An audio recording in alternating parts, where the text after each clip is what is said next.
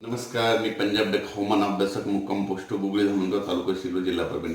आपण मागच्या अंदाजामध्ये सांगितलं होतं की 7 तारखेपासून राज्यामध्ये 15 पर्यंत पाऊस पडणार.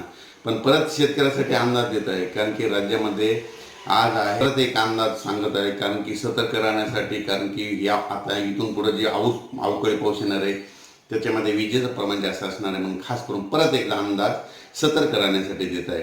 तर सर्व शेतकऱ्याला सांगू इच्छितो, म्हणजे आज आहे 12 मे पासून ते राज्यामध्ये 18 मे पर्यंत राज्यात पुन्हा अवकाळी पाऊस बरसणार आहे आणि ठिकठिकाणी मोठा पाऊस पडणार आहे. सगळ्यात जास्त पश्चिम महाराष्ट्रात पडणार आहे. पश्चिम महाराष्ट्रात, उत्तर महाराष्ट्रात, त्याच्यानंतर मराठवाड्यात देखील पाऊस पडणार आहे.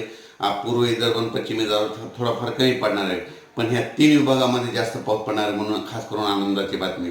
तुम्हाला एक सांगू इच्छितो की या योगायोगानं काय झालं, मला शेतकऱ्याचे सातारा, सांगली, सोलापूर, कोल्हापूर, पुणे, नगर या शेतकऱ्याचे फोन आले की साहेब आमच्या ऊसाचं पाणी कमी पडलं, ऊस सुकत आहे, तर पाऊस असला तर त्याच्यामुळे खास करून त्यांच्यासाठी अंदाज आहे. कारण की ऊसावाल्या शेतकऱ्याचे खास करून ही आनंदाची बातमी आहे. कारण की 12 मे ते 18 मेच्या दरम्यान जवळपास पश्चिम महाराष्ट्रामध्ये चांगला ऊसाचं 2 पाणी वाचतं असा पाऊस पडणार आहे, म्हणून पश्चिम महाराष्ट्राच्या शेतकऱ्यासाठी आनंदाची. कोकणात देखील खूप पाऊस पडणार आहे, म्हणून त्यांच्यासाठी आनंदाची बातमी. उत्तर महाराष्ट्रात देखील शेतकऱ्यासाठी आनंदाची बातमी, कारण की ऊसासाठी पाणी कमी पडत आहे, त्यांच्यासाठी पाऊस हा चांगला त्यांना निर्णायक पाऊस ठरणार आहे, म्हणून हा अंदाज लक्षात येतात. आणि अवघ्या सांगू इच्छितो की उद्या 13 मेला एक मतदानाचा टप्पा आहे.